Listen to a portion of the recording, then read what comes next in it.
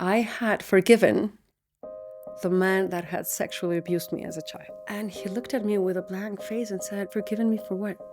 And at that moment, the rage inside me was a force of nature. I was appalled. What do you mean about what? What do you mean for what? This and that. And I started, counting the things. And he looked at me and his jaw kind of dropped to the floor and he went like this. And he said, "Oh my God, I would have never imagined that affected you. You poor thing." And turned around and walked away. And in that moment, I could feel the rage. But then there was a new space in my mind that opened up to possibility. In that space, what came up was, oh my God, if I have been living with guilt and shame and horror about this for decades, and he hasn't, that means that he didn't do this to me. I did it to myself. I mean, he did what he did. Yes, that was true. But all the shame and all the guilt and all the things that happened then because of that, I had done to myself. It had absolutely nothing to do with him. And in that moment, I saw, oh my God, I had not forgiven him. I wanted the badge of I have forgiven him.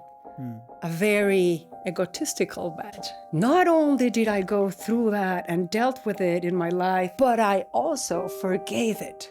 Do you see how that's just one more chapter of a book? It felt like I had put that story on the table. The story of my abuse and all the ways in which it had affected me throughout my life, regarding intimacy and trust in men and all these things. And I had put it on the table for him to take with him so that I could walk away free and triumphant. But he didn't take it. He walked away. And so I was left looking at the story. And in that moment, I saw that I had a choice. I could either take my story back, take it with me, or leave it there and discover who I could be without it. And I left it there.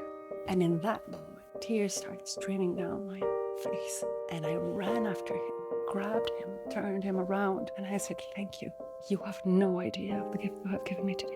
And I walked away, badgeless, but free, eager to discover what intimacy felt like and what trusting men could feel like. I had become a prisoner of that story. And suddenly it was gone. It was like, okay, I can insist on repeating that story to myself and tell myself that that's who I am, or not.